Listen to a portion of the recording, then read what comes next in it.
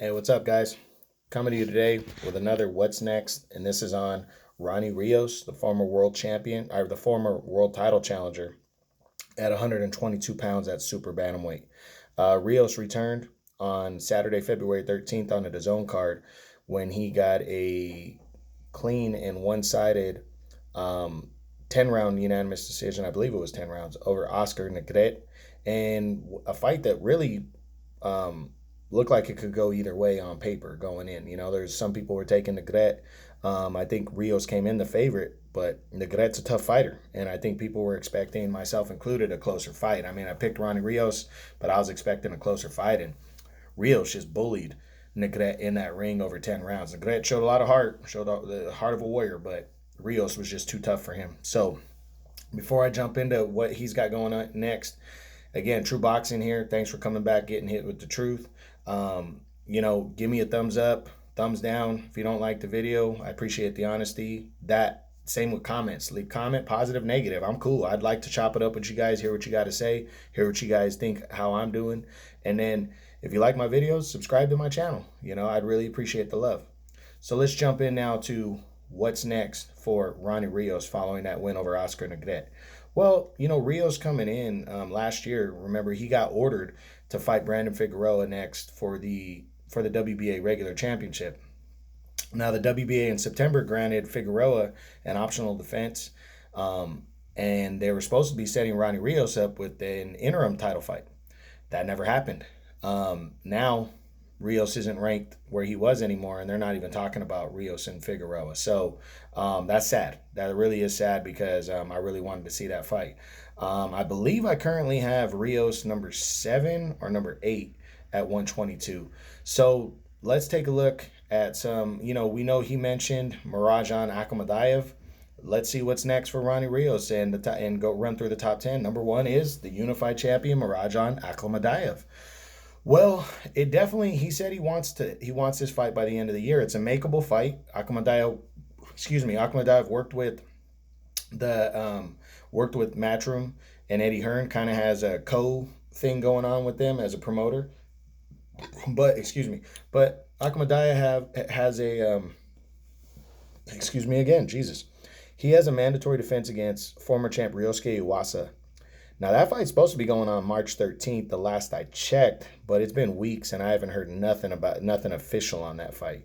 But that fight is supposed to happen next.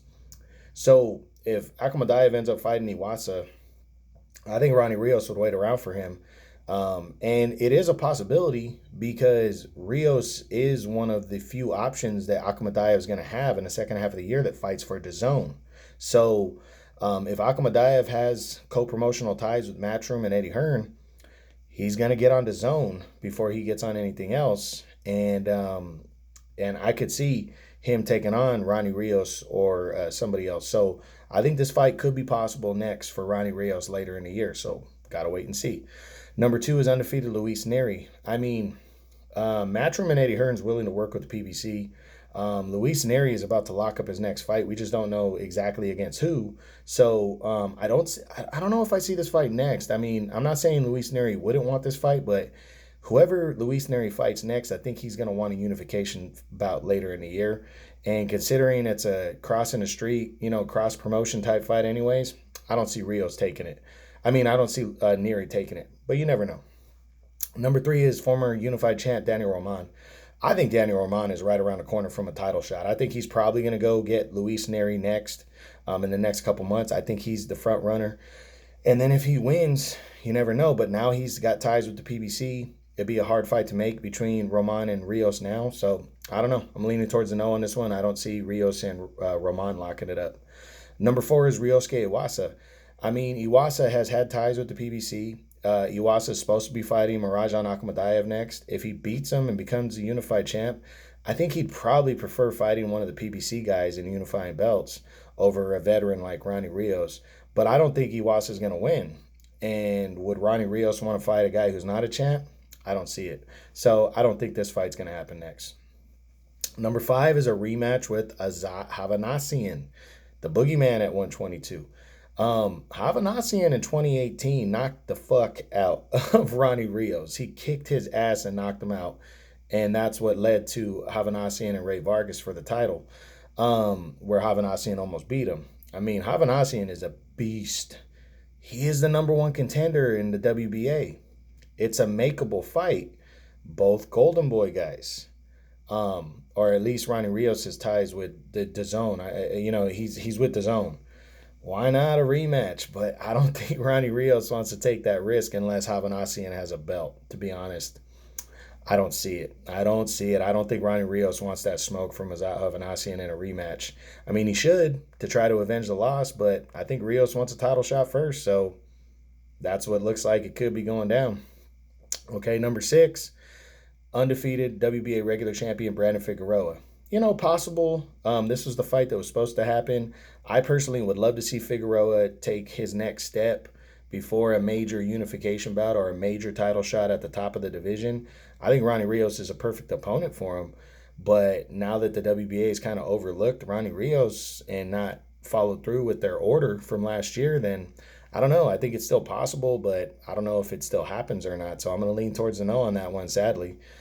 Number 8 is undefeated WBO champion Stephen Fulton Jr. Not seeing it. I mean, this is PBC working with DAZN. Not to say it couldn't happen. Actually, this might be the most real shot if Ronnie Rios is desperate and Stephen Fulton is avoided, which I think is possible. Then I think DAZN and the PBC might work together to make this fight happen. But I'm gonna say no to that one.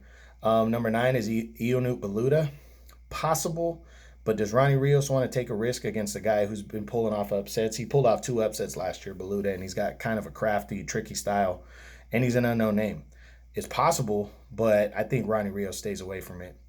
And then number 10 is former champ TJ Doheny, and he's tied with Angelo Leo right there. I don't see a Leo fight, so I'm going to say no to that one. But TJ Doheny, you never know. I mean, that's possible. Doheny's a former champ. He's fought with Eddie Hearn and DAZN before.